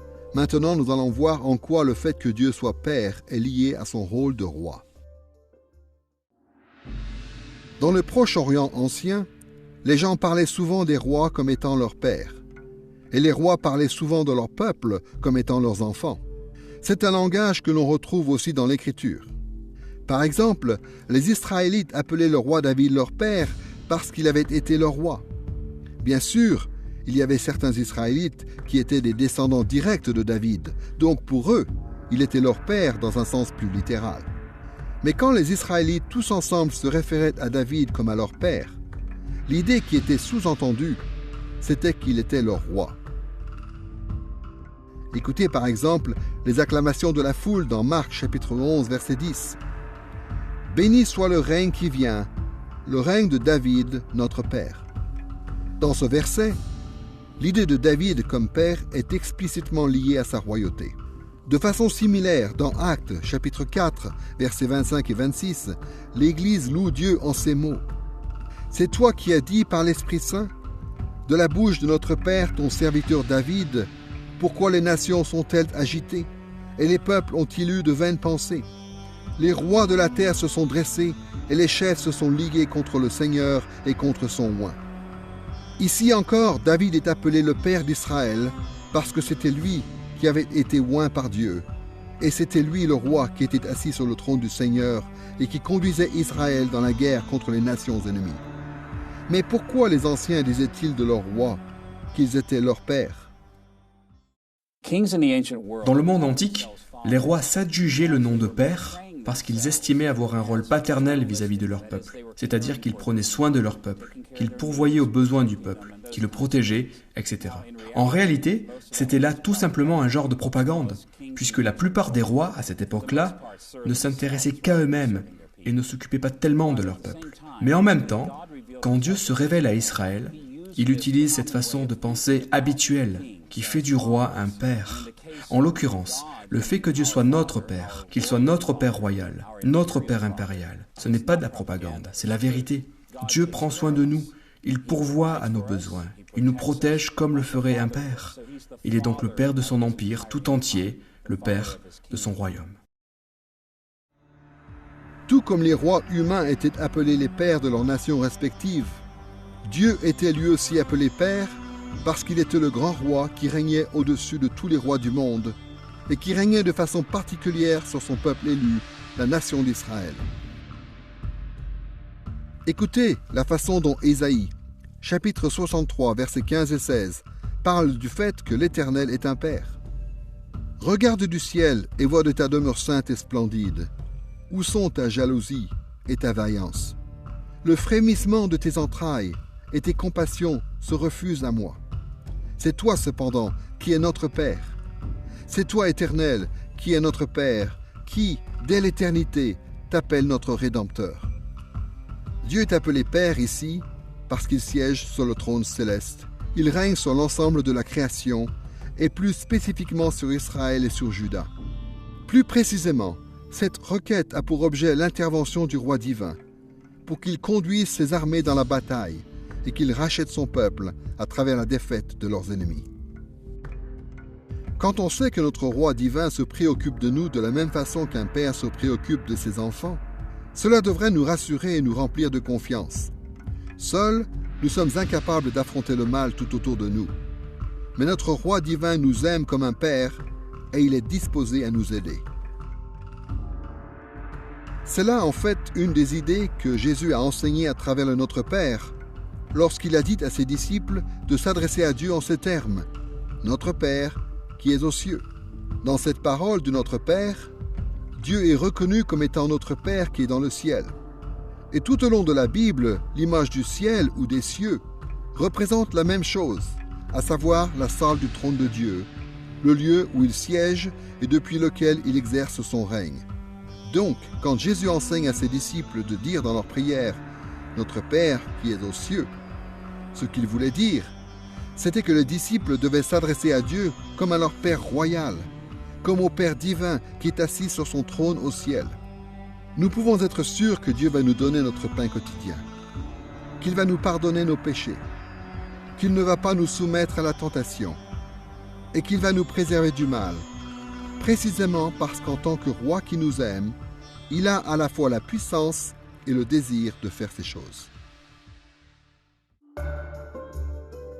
Dieu est donc Père parce qu'il est créateur et parce qu'il est roi. Maintenant, voyons en quoi il est aussi un chef de famille. Ce que je trouve intéressant, c'est que la théologie a toujours des implications pratiques au niveau pastoral. Ce que nous croyons conditionne ce que nous devenons. Et cela est vrai en ce qui concerne l'idée que Dieu est un Père. Je crois que ça marche dans les deux sens. Autant pour les gens qui ont eu un bon père que pour ceux qui n'en ont pas eu. J'ai eu la chance d'avoir un bon père, et donc je n'ai jamais eu trop de mal à penser à Dieu comme étant mon Père céleste. Tout ce que mon père a pu me dire, et tout ce qu'il a pu faire pour moi, toute la relation que nous avions lui et moi, tout cela a été très important pour moi, et me permet de penser à Dieu, le Père, de façon très positive. Mais au cours des années, j'ai eu l'occasion de rencontrer des gens, et de travailler avec des gens pour qui l'idée du Père était quelque chose de très négatif, de très douloureux. Mais je me souviens d'une étudiante un jour qui m'a dit « Dieu est devenu pour moi le Père que je n'ai jamais eu ». Et donc je pense que lorsqu'on réfléchit au concept de Dieu en tant que Père, même lorsqu'on le fait à partir d'une idée déficiente de ce qu'est un Père, on découvre que le cœur de Dieu est un cœur qui est bien disposé envers nous, quel que soit le Père terrestre qu'on ait pu avoir. Tout le monde sait ce qu'est un chef de famille. D'habitude, c'est un parent, ou bien un grand-parent, ou bien un autre membre de la famille qui conduit le foyer et qui prend des décisions qui engagent les autres. Et bien souvent, c'est précisément en ces termes que l'Écriture décrit la relation de Dieu avec son peuple. Parfois, dans l'Ancien Testament, nous voyons Dieu comme étant le chef de famille de la race humaine. Par exemple, dans Genèse, chapitre 5, versets 1 à 3, Moïse fait un parallèle entre la relation de Dieu à Adam et celle d'Adam à son fils Seth. Mais ce qu'on voit le plus souvent dans l'Ancien Testament, c'est Dieu qui est décrit comme étant le chef de famille du peuple d'Israël.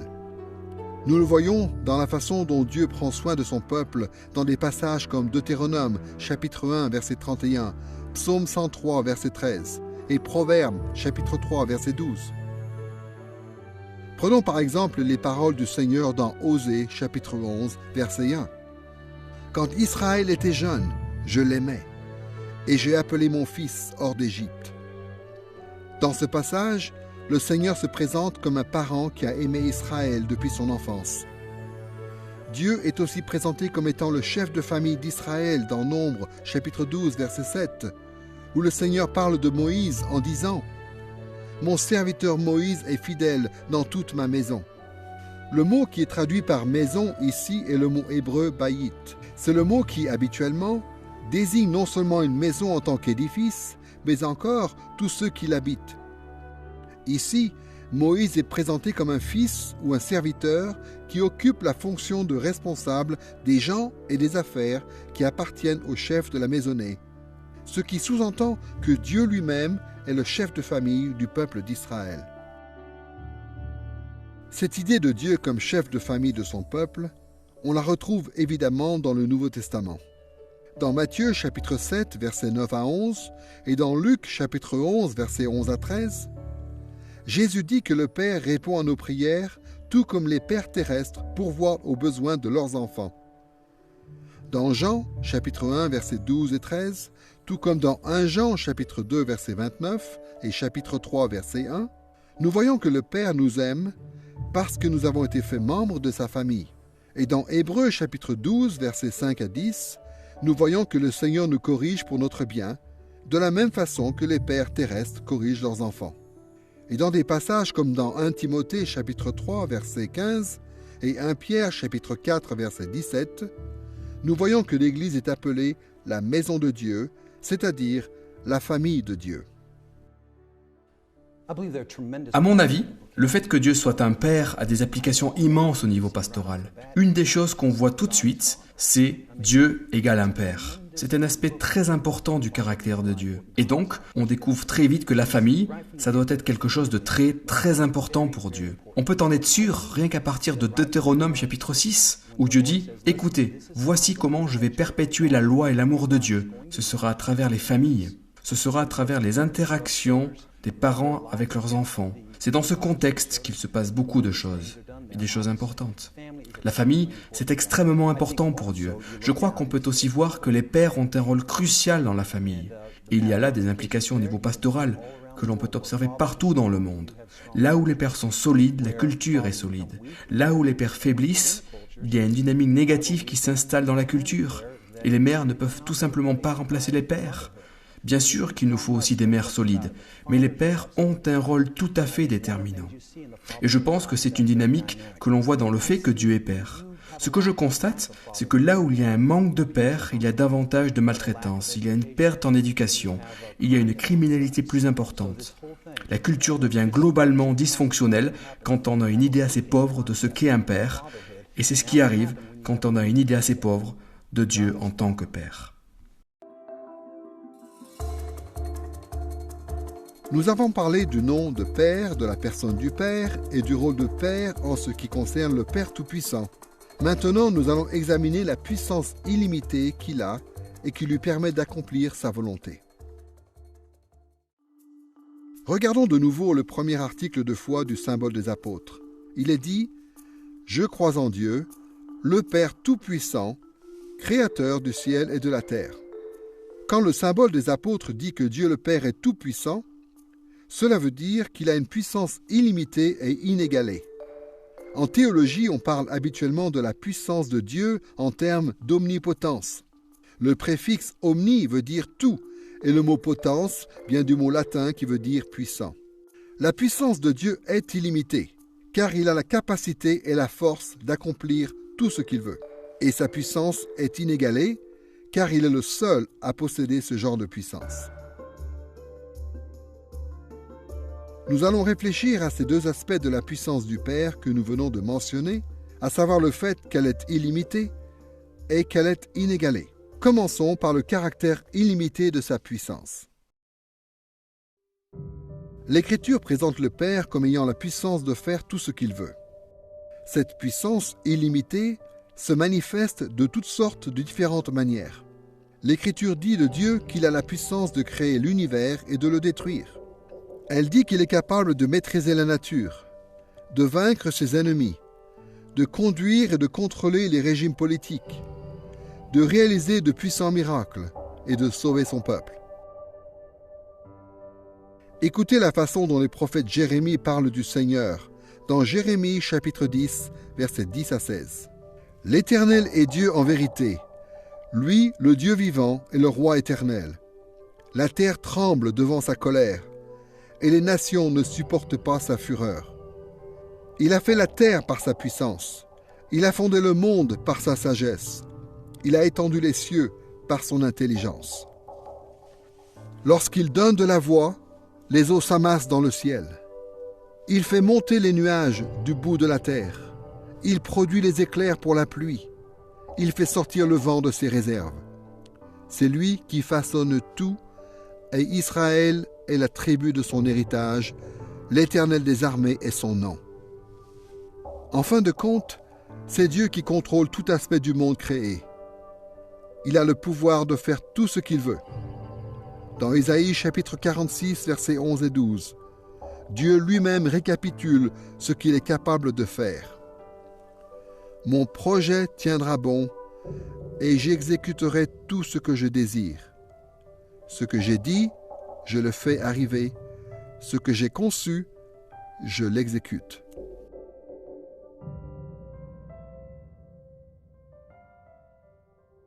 God's omnipotence is a good reminder. L'omnipotence de Dieu nous rappelle à nous, croyants, que quand on a l'impression que le monde est en train de dérailler, que le monde est en train de s'enfoncer dans le chaos, eh bien ce n'est pas vrai.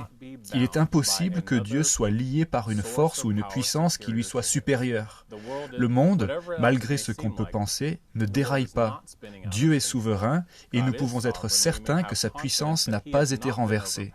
Nous pouvons tirer de cette doctrine la force de marcher par la foi quand les circonstances nous paraissent troublantes, du fait de notre intelligence limitée. Quand on ne voit pas tout ce que Dieu voit, il est bon de savoir que rien ni personne n'a pu dérober Dieu de sa puissance. Quel que soit l'avenir, quoi qu'il m'arrive, tout cela est subordonné à l'autorité de Dieu et à sa main bienveillante. Et je peux être assuré que même si je ne peux pas expliquer la raison des circonstances que je traverse, je connais le Dieu qui me soutient et qui marche à mes côtés. Tout au long de la Bible, on découvre que la manifestation par excellence de la puissance de Dieu, c'est la rédemption qu'il acquiert pour son peuple. Dans l'Ancien Testament, il est souvent dit que Dieu a prouvé sa puissance à travers les événements de l'Exode, lorsqu'il a frappé les Égyptiens par le moyen des plaies, lorsqu'il a libéré les Israélites de l'esclavage, lorsqu'il a nourri son peuple pendant 40 ans dans le désert, et lorsqu'il leur a permis de conquérir la terre promise. Dans l'esprit des Israélites de l'Ancien Testament, l'Exode représentait le meilleur exemple de la puissance rédemptrice de Dieu. Il y a des références à la puissance de Dieu manifestée dans Exode, tout au long des livres de la loi, dans des passages comme Exode chapitre 14 verset 31, Nombre chapitre 14 verset 13 et Deutéronome chapitre 9 versets 26 à 29. C'est aussi un thème que l'on retrouve dans les autres parties de l'Ancien Testament. Il en est question dans les livres historiques, comme dans 2 Rois, chapitre 17, verset 36, dans les livres de sagesse, comme dans Psaume 66, versets 3 à 6, et dans les livres prophétiques, comme dans Ésaïe, chapitre 63, verset 12. Tout cela ne veut pas dire que les Israélites de cette époque n'avaient pas conscience qu'il y avait quelque chose de meilleur et de supérieur, à savoir la rédemption spirituelle qu'ils pouvaient recevoir par grâce, par le moyen de la foi au Seigneur. Ils pouvaient en toute légitimité dire « Je crois à la puissance de Dieu par la foi ». Mais beaucoup d'auteurs de l'Ancien Testament ont trouvé plus efficace de dire « Dieu a prouvé sa puissance en délivrant à lui tout seul notre nation tout entière de l'esclavage ». Et cela ne devrait pas nous surprendre. Après tout, la manifestation visible de la puissance de Dieu dans les événements de l'Exode était tellement irréfutable que même les non-croyants, les Égyptiens, ont été convaincus. On vient de voir que la puissance de Dieu était illimitée. Mais avant d'aller plus loin, il faut préciser qu'il y a des choses que Dieu ne peut pas faire ou ne fera pas, malgré sa puissance illimitée. Et voici pourquoi. C'est parce que la nature du Père conditionne tout ce qu'il fait. Par conséquent, il ne fait jamais rien qui soit contraire à sa nature. Ce terme de nature est assez large et il inclut à la fois les attributs essentiels du Père et ses attributs personnels. À la place, on pourrait parler de son caractère foncier ou encore des aspects vraiment fondamentaux de son être. Pour ce qui est du Père, sa nature ne comprend pas seulement son être et son caractère, mais aussi sa relation avec les autres personnes de la Trinité. Et la nature du Père est absolument immuable et immutable, de sorte qu'elle va le conduire à exercer sa puissance toujours d'une façon cohérente. Jacques, chapitre 1, verset 17, parle du caractère immuable de la nature de Dieu. Chez le Père des Lumières, il n'y a ni changement, ni ombre de variation. La nature du Père ne limite pas la capacité de celui-ci à faire des choses tant qu'elles sont compatibles avec sa nature. Mais c'est la garantie qu'il n'exercera sa puissance que d'une façon qui sera toujours conforme à ses attributs. Par exemple, il ne cessera jamais d'être éternel. Il ne renoncera jamais à son autorité sur le Fils et sur le Saint-Esprit. Il ne fera jamais rien de mal et il gardera toujours ses promesses.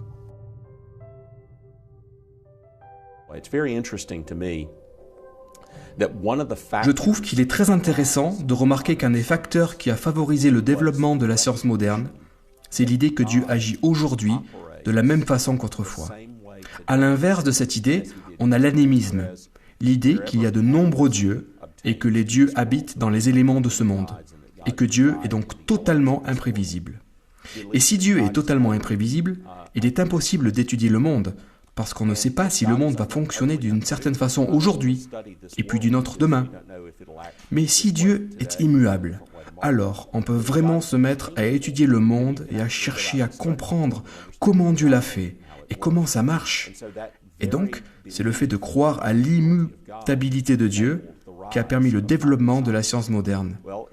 Eh bien, tout comme ça a permis le développement de la science moderne, ça permet aussi à tout chrétien de connaître la confiance, le réconfort et la paix lorsque les circonstances sont incertaines. Parce qu'on n'a pas besoin de tout comprendre. On n'a pas besoin de savoir ce qui va arriver. Tout ce qu'il faut savoir, c'est que notre Dieu a parfaitement les moyens de s'occuper des difficultés que nous traversons. On peut être sûr que ce qu'il va faire dans cette situation sera conforme à qui il est, tout comme il a promis à David, à Abraham, à Adam et à Jésus et à Paul. Car il est fiable, il est fidèle, il n'est pas capricieux, il ne change pas d'un jour à l'autre, et il a en lui-même le pouvoir d'intervenir dans toutes les circonstances que nous traversons.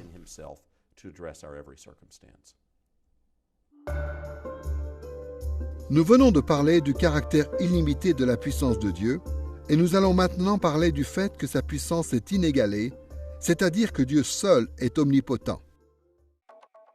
Écoutez la façon dont la puissance inégalée de Dieu est décrite dans Ésaïe chapitre 14, versets 24 à 27.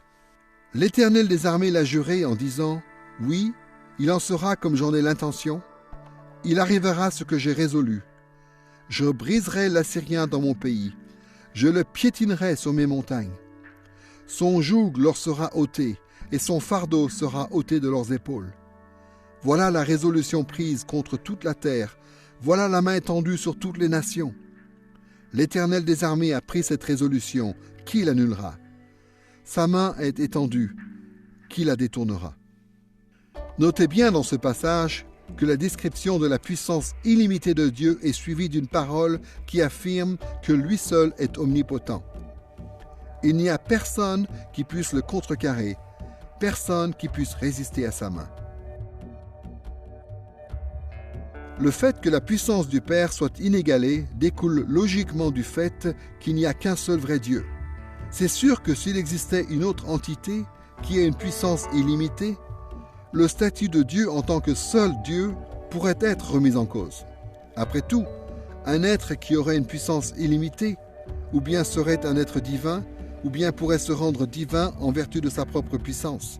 C'est essentiellement ce que Dieu dit à Job dans Job chapitre 38, lorsqu'il dit que Job serait en mesure de se justifier lui-même si, d'abord, il était capable de réaliser des actes aussi puissants que ceux de Dieu, comme le fait de créer l'univers, de l'organiser et de le régir providentiellement.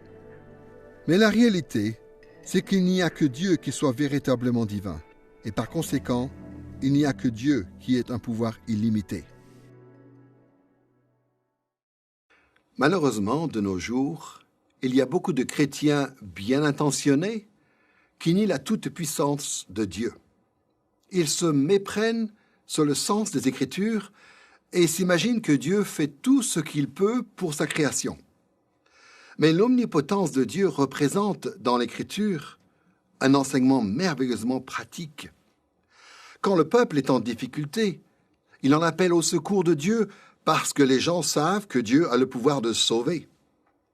Quand on a l'impression que le monde est en proie au mal, on peut avoir l'assurance que Dieu a tout pouvoir sur le mal. Si l'on ne croit pas à l'omnipotence de Dieu, nous n'avons pas de raison de croire avec certitude que Dieu va vaincre ses ennemis, ni que ses enfants vont recevoir les bénédictions éternelles qu'il leur a promises. C'est incroyable de voir toute la richesse théologique qui est contenue dans cette expression « Père Tout-Puissant ». Nous sommes au service d'un Dieu puissant, personnel, paternel, qui nous aime et qui se préoccupe de nous, ce qui est vraiment prodigieux. Et nous pouvons avoir l'assurance que sa protection ne va jamais échouer, car lui-même n'échoue jamais. Il sera à jamais notre Créateur, notre Roi et notre chef de famille. Il aura toujours un pouvoir illimité et inégalé. Il ne changera jamais. Il sera toujours là pour nous sauver. Et le salut qu'il nous offre durera aussi longtemps que lui, c'est-à-dire pour l'éternité. Jusqu'ici, dans cette leçon, nous avons parlé de la nature de notre Dieu trinitaire et nous avons parlé des caractéristiques de la personne divine que nous appelons le Père Tout-Puissant. Maintenant, nous allons nous intéresser à notre troisième thème, c'est-à-dire au rôle du Père en tant que créateur du ciel et de la terre. Notre réflexion sur Dieu en tant que créateur du ciel et de la terre va porter sur trois aspects de son œuvre créatrice. D'abord, nous parlerons de l'acte de la création. Ensuite, nous parlerons du fait que la création est bonne. Et troisièmement, nous parlerons de l'autorité que le Père a sur la création. La création du monde, c'est l'acte que le symbole des apôtres attribue spécifiquement au Père. Vous vous souvenez sans doute que le premier article de foi dit « Je crois en Dieu, le Père Tout-Puissant, Créateur du ciel et de la terre. » L'Écriture nous présente toutes sortes de choses que fait le Père. Mais l'acte de la création, c'est l'acte auquel le christianisme historique a estimé que tous les chrétiens devraient croire. La plupart des chrétiens connaissent bien l'idée selon laquelle Dieu a créé l'univers et selon laquelle il le soutient, et cela en grande partie parce que les Écritures en parlent si souvent. En fait, si on ouvre la Bible à la première page et qu'on commence à lire, la première chose qu'on découvre, c'est que Dieu est le créateur du ciel et de la terre. C'est ce qu'on voit dans Genèse, chapitre 1, verset 1. Au commencement, Dieu créa le ciel et la terre. Après ce verset introductif, le reste de Genèse, chapitre 1, raconte que Dieu a créé l'univers et qu'il a mis de l'ordre dans l'univers en l'espace de 6 jours. Il est vrai que tout au long de l'histoire de l'Église, il y a eu de nombreuses théories différentes concernant l'interprétation du récit de la création que l'on trouve dans Genèse chapitre 1. Pratiquement tous les théologiens ont été d'accord pour dire que Dieu a créé l'univers ex nihilo, c'est-à-dire à partir de rien. Ce que cela veut dire, c'est qu'avant que Dieu crée le ciel et la terre, il n'y avait rien qui existait à part Dieu. Il n'y avait pas de matière préexistante à partir de laquelle Dieu a façonné l'univers. Et beaucoup de théologiens estiment que Dieu a même créé le temps et l'espace. Mais les théologiens ont souvent été en désaccord pour ce qui est de la manière précise dont Dieu a créé l'univers, et surtout en ce qui concerne la nature des 6 jours de la création. Plusieurs pères de l'Église, comme Clément d'Alexandrie, Origène et saint Augustin, pensaient que ces jours représentaient un langage figuratif pour parler d'un acte créationnel qui avait vraisemblablement eu lieu en un seul instant. D'autres pères de l'Église, comme Irénée et Tertullien, y voyaient des jours ordinaires de 24 heures. Plus tard, lorsque la science a commencé à suggérer l'idée d'un univers très ancien, beaucoup de théologiens ont commencé à avoir une lecture nouvelle du récit de la création. Certains ont dit que les 6 jours étaient des jours ordinaires de 24 heures, mais qu'entre chacun de ces jours où Dieu a créé, il y a eu de très longs intervalles de temps. D'autres ont interprété les jours de la création comme étant des jours métaphoriques désignant de longues périodes.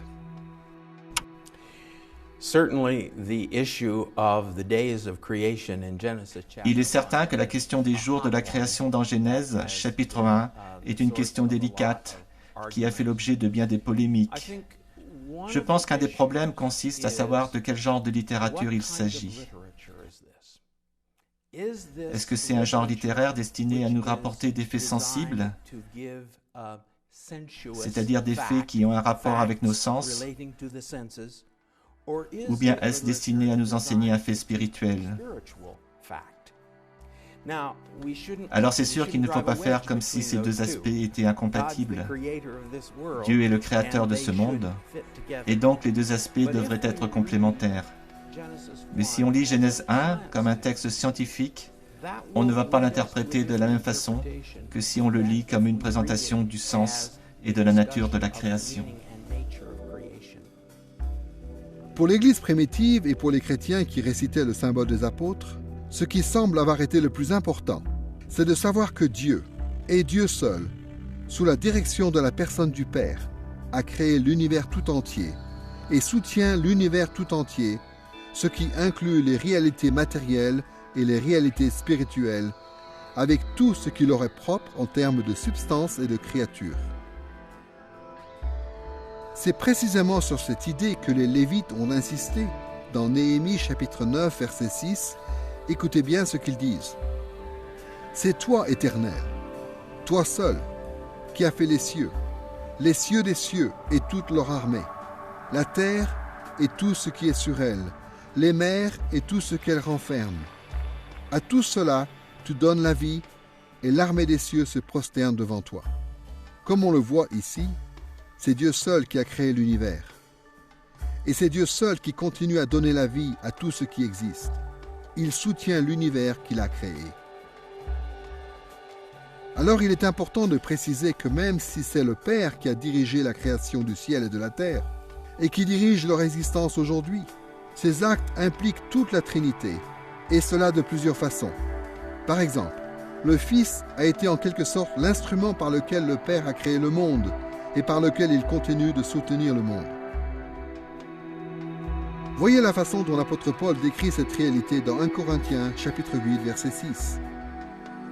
Il n'y a qu'un seul Dieu, le Père, de qui viennent toutes choses, et pour qui nous sommes, et un seul Seigneur Jésus-Christ, par qui sont toutes choses, et par qui nous sommes.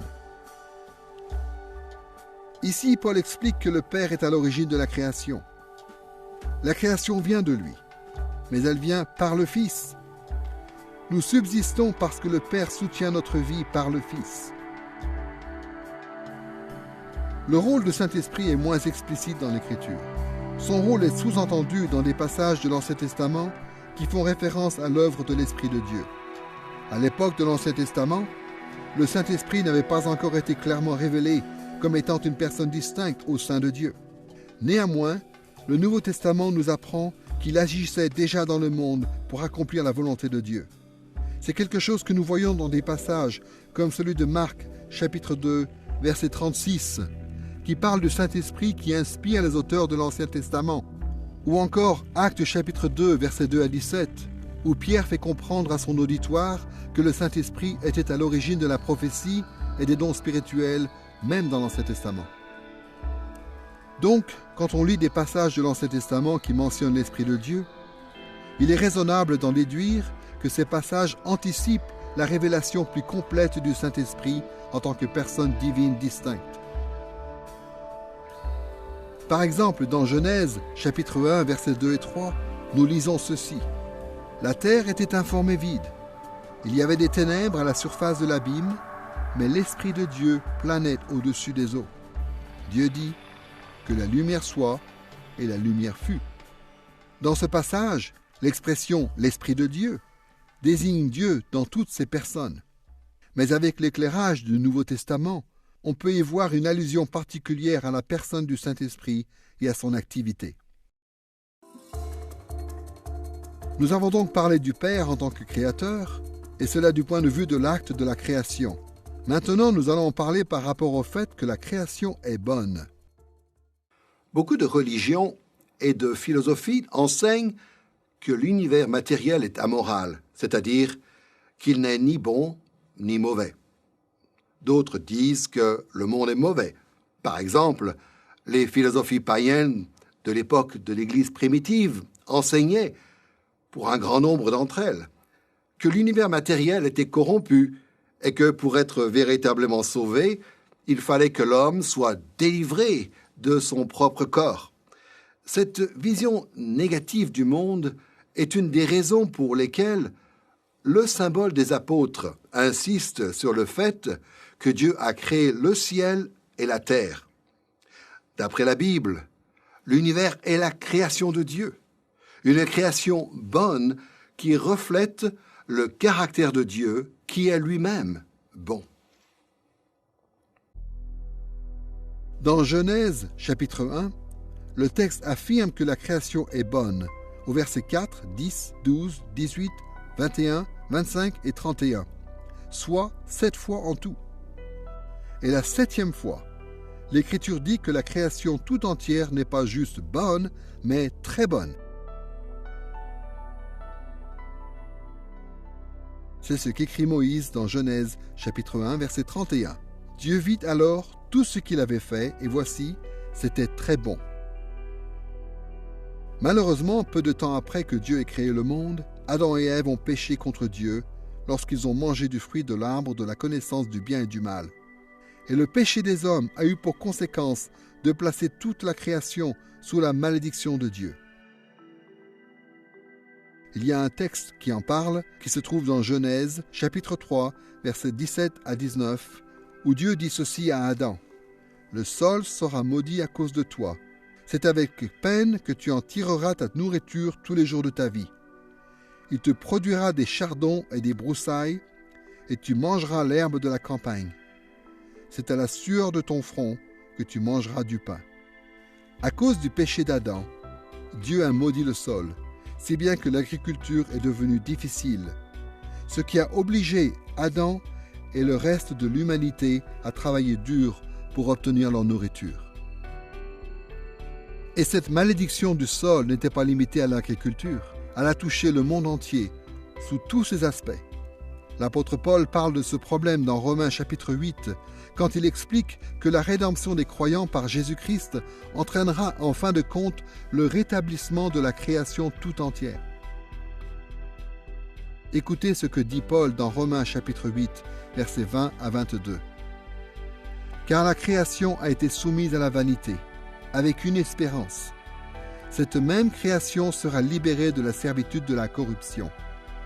La création tout entière soupire et souffre les douleurs de l'enfantement. » Paul enseigne que la malédiction du sol touche tous les éléments de la création. Ceci dit, malgré cette malédiction, il ne faut pas penser que la création n'est plus bonne. Certes, la chute de l'humanité a eu un effet néfaste sur la création, mais ce monde est toujours le monde de Dieu, et c'est toujours un monde fondamentalement bon. Paul fait référence à cette idée lorsqu'il écrit au sujet de la validité du mariage et au sujet de la liberté qu'ont les chrétiens de manger toutes sortes de nourriture. Écoutez ce qu'il dit dans 1 Timothée chapitre 4, verset 4. « tout ce que Dieu a créé est bon. Notez bien ce que dit Paul ici. Il ne dit pas que tout ce qui a été créé était bon, mais que tout ce que Dieu a créé est bon. Le fait que le monde physique soit bon, le fait que Dieu l'ait déclaré bon, a beaucoup de conséquences pratiques pour nous. D'une part, il faut que nous prenions soin de l'environnement. Nous sommes des gérants de la création. D'autre part, Dieu va, en fin de compte, préserver sa création. Il va recréer. Il va y avoir un rétablissement de la création plutôt qu'une destruction de la création. Nous allons vivre un jour sur une nouvelle terre et sous un nouveau ciel. Le monde physique que Dieu a créé est une bonne chose. Notre corps physique, notre présence physique est une bonne chose. Donc, que l'on parle de mariage ou de nourriture, ou de quoi que ce soit d'autre que Dieu a créé, nous pouvons être certains que ces choses sont bonnes, parce que le Père qui les a créées est lui-même bon. C'est la raison pour laquelle l'apôtre Paul pouvait aussi dire dans Romains chapitre 1 que la bonté de Dieu est encore visible pour toute l'humanité dans les choses qu'il a faites. Voilà pourquoi le psaume 19 affirme que les cieux racontent la gloire de Dieu. John Wesley parle du fait que la création est bonne dans un livre datant du XVIIIe siècle, consacré à l'observation de la sagesse de Dieu, telle qu'elle se révèle dans la création. Il écrit ceci: « L'univers tout entier est un tableau où sont rendues visibles les perfections de Dieu. On y voit non seulement qu'il existe, mais encore qu'il est unique, puissant, sage, libre et bon. L'univers manifeste la bonté de Dieu à travers le fait que l'univers lui-même est intrinsèquement bon. Il est bon car il a été créé par un Dieu bon. »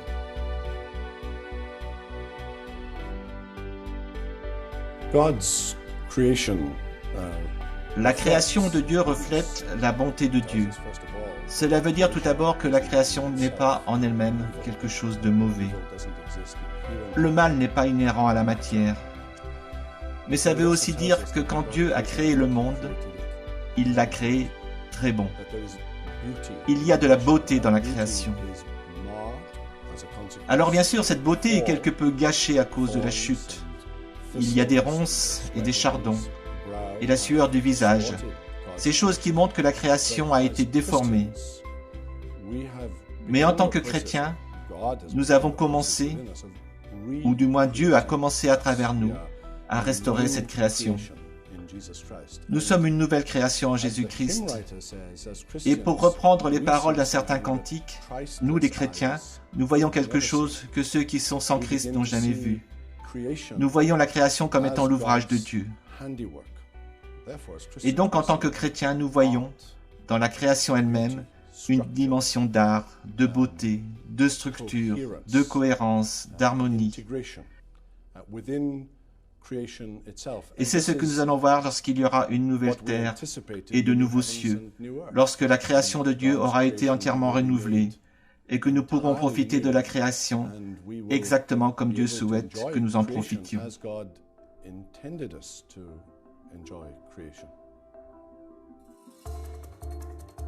Gardons à l'esprit ce qu'on vient de voir concernant l'acte de la création et le fait que la création est bonne. Attachons-nous maintenant à la question de l'autorité du Père sur la création, une autorité qui lui revient en tant que créateur. Il y a beaucoup de choses qu'on pourrait dire concernant l'autorité du Père en tant que créateur, mais nous allons nous concentrer sur 3 idées principales. L'autorité du Père est d'abord absolue, ensuite exclusive, et troisièmement exhaustive. Nous allons examiner ces 3 aspects, en commençant par le caractère absolu de l'autorité du Père en tant que créateur. L'autorité du Père est absolue dans le sens où il a la liberté totale de faire ce qu'il veut de sa création. Souvent, l'Écriture compare l'autorité absolue de Dieu à l'autorité qu'a le potier sur son argile. Nous trouvons ce genre de comparaison dans des passages comme Ésaïe chapitre 29 verset 16, Ésaïe chapitre 45 verset 9, Jérémie chapitre 18 versets 1 à 10 et Romains chapitre 9 versets 18 à 24. Écoutez la façon dont l'apôtre Paul parle de l'autorité de Dieu dans Romains chapitre 9 versets 20 et 21. Le vase modelé dira-t-il au modeleur: « Pourquoi m'as-tu fait ainsi ? Le potier n'est-il pas maître de l'argile pour faire avec la même pâte un vase destiné à l'honneur et un vase destiné au mépris? Bien sûr, Paul est en train de poser des questions rhétoriques auxquelles les réponses sont évidentes. Puisque Dieu est le créateur de toutes choses, il a la liberté et le droit d'en faire ce qu'il veut.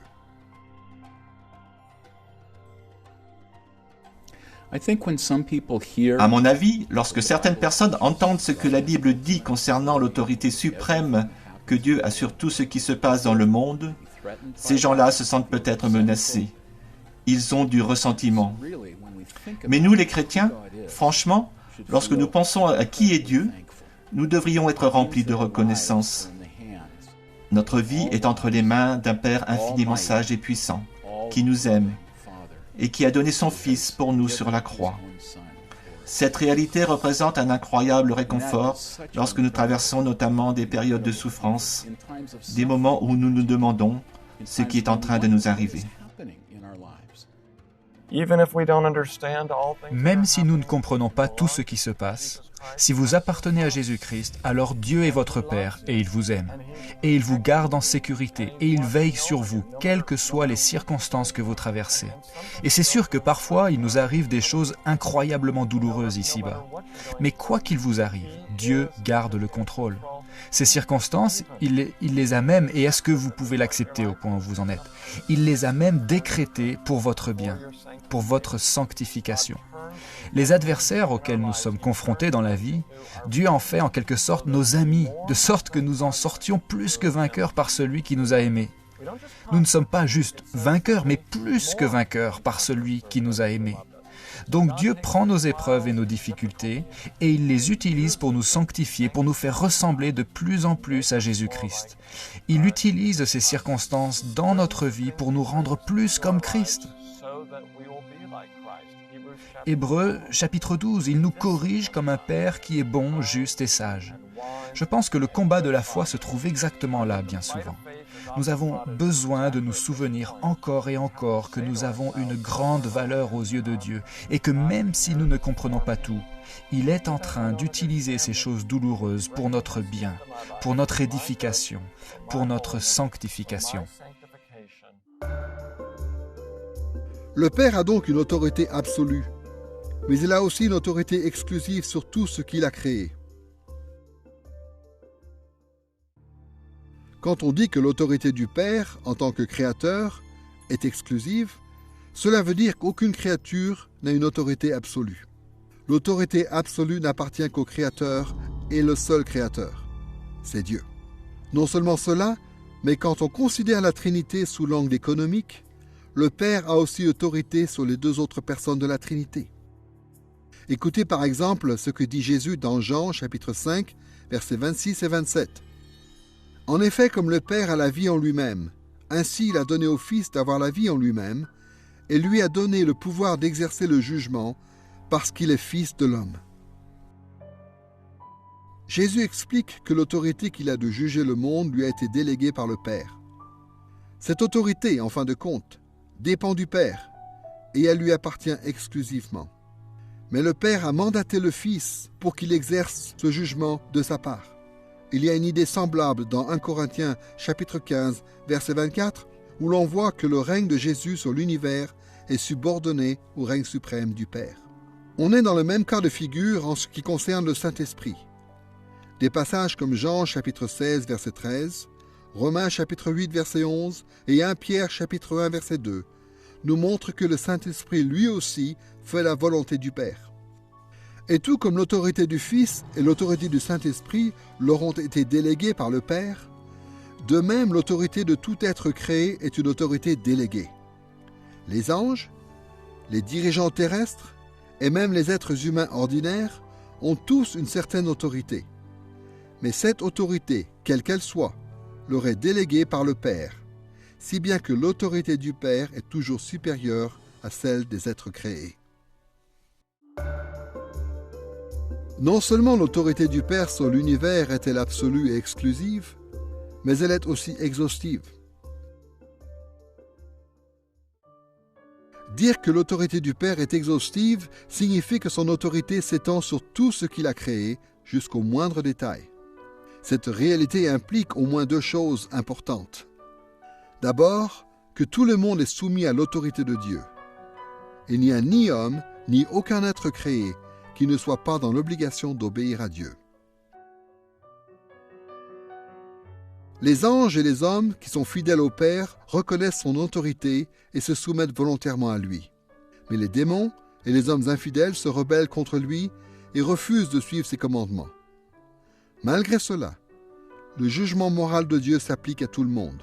Où que nous soyons, et qui que nous soyons, et quelle que soit notre culture ou notre religion, nous avons tous des comptes à rendre à Dieu. Et deuxièmement, toute chose est soumise à l'autorité de Dieu. Son autorité s'étend au moindre détail de tout ce qu'il a créé.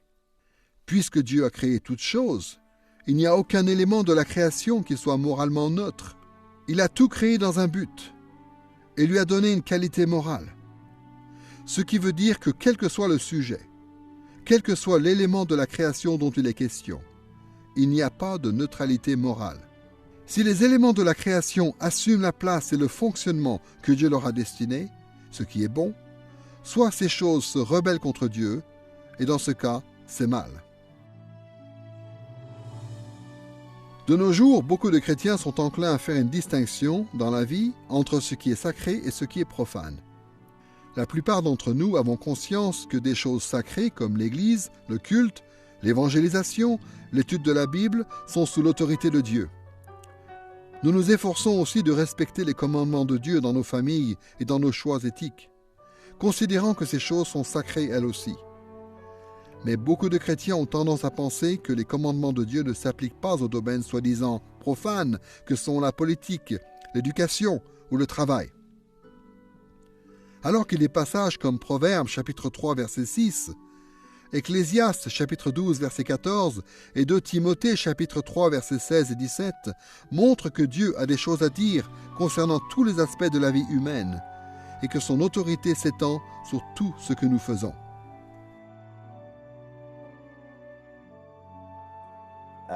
Dans ce monde où le concept de l'autorité a souvent une connotation négative, croire à l'autorité de Dieu est une chose formidable pour les chrétiens.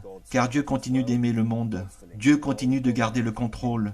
Dieu connaît la fin depuis le début. C'est Dieu qui sera le juge de tout homme. Avoir conscience de cela, ça devrait nous faire du bien. Car nous pouvons être sûrs qu'il y a quelqu'un qui sait ce qu'il fait. Et c'est là notre confiance et notre meilleure assurance pour l'avenir. Dans cette leçon sur Dieu le Père, nous nous sommes intéressés au premier article de foi du symbole des apôtres. Nous avons parlé du concept de Dieu qui est présenté dans cet article. Nous avons parlé du Père Tout-Puissant comme étant la première personne de la Trinité. Et nous avons étudié le rôle du Père en tant que créateur du ciel et de la terre. Avoir une idée juste de qui est Dieu le Père est un élément fondamental de la théologie chrétienne. Ceux qui ne connaissent pas le vrai Dieu, c'est-à-dire le Dieu trinitaire de l'Écriture, et qui ne lui rendent pas un culte, ont pour objet de leur adoration un faux Dieu. Mais le fait de reconnaître et d'honorer la personne que l'Écriture appelle le Père constitue un élément essentiel de la vraie adoration. C'est au Père que le Fils et le Saint-Esprit obéissent, et c'est lui qu'ils veulent honorer. C'est lui dont ils veulent manifester de plus en plus la gloire. Et donc, c'est à lui aussi que nous devrions obéir. C'est lui que nous devrions honorer. Et c'est sa gloire que nous devrions rechercher.